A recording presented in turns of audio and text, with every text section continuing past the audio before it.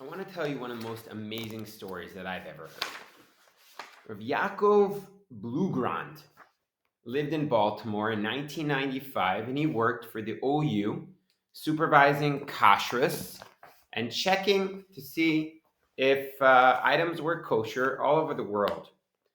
And one day he was visiting in Egypt, in the Delta area, supervising spices, making sure they were kosher.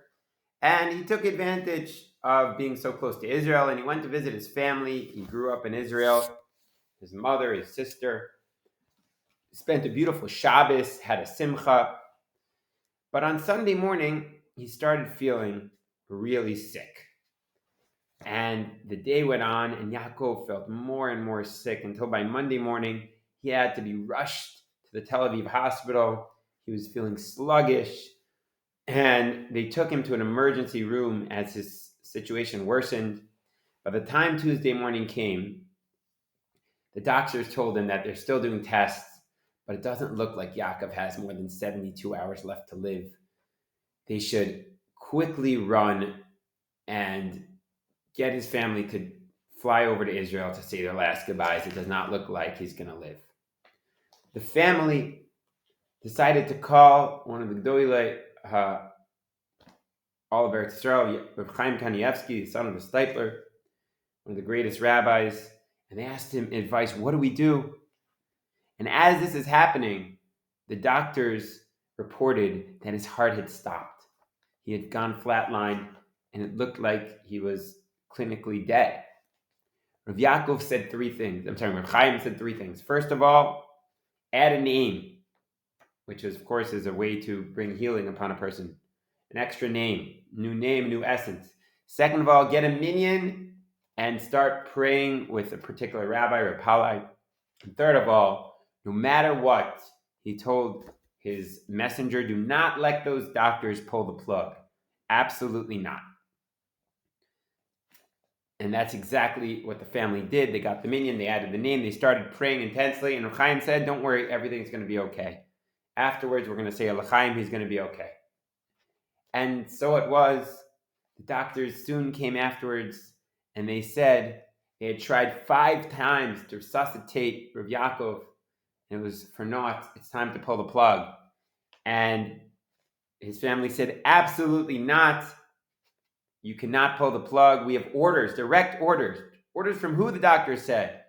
A great doctor, they said. What doctor? Rav Chaim Kanievsky. He said, what are you talking about? But if those are your orders, fine. And they left him plugged in. They said, listen, even if he were to miraculously come to life right now, he's been clinically dead for over 40 minutes. His brain won't come back to life. I'm just telling you the sad news. He's not going to make it. You might as well move on. They sat there praying, not knowing what to do, thinking about Rav Chaim's guarantee. And suddenly, 40 minutes later, they noticed that Rav Yaakov was moving. Astonishingly, soon afterwards, his heart started beating. And to the utter shock of all of the doctors there, not too soon afterwards, Rav Yaakov was literally moving, taking the plugs out of his nose, and they tied him up because they were so confused at this miraculous coming back to life. A few days later, he was actually able to talk and recount a little bit of what happened. But before I go there, I have to mention one more detail. While all of this was happening, Yaakov's sister had started praying intensely next to her mother and had asked God to give some of the years of her life to her brother, Rav Yaakov. Rav Yaakov, when he was able to speak, said astonishingly that he had died and went to the heavens. And he had seen himself lifting himself above the doctors.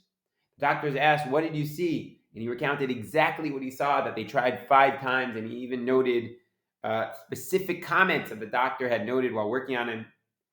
At that point, Rav Yaakov felt like he was floating to the heavens. He saw light, and he saw his father and his grandfather and some friends who had passed away. What are you doing here, Yankel? His father asked. It's not your time. You have to go back. Yaakov said, no, I want to stay here. They said, I feel good here. I feel healthy. I want to be with you. But my father, Yaakov said, is adamant. You have to go back. Father started talking to him about his wife, his children, discussing personal matters. And he also mentioned, tell your sister that every person is allocated a certain number of years to live. She should not have relinquished those years to you.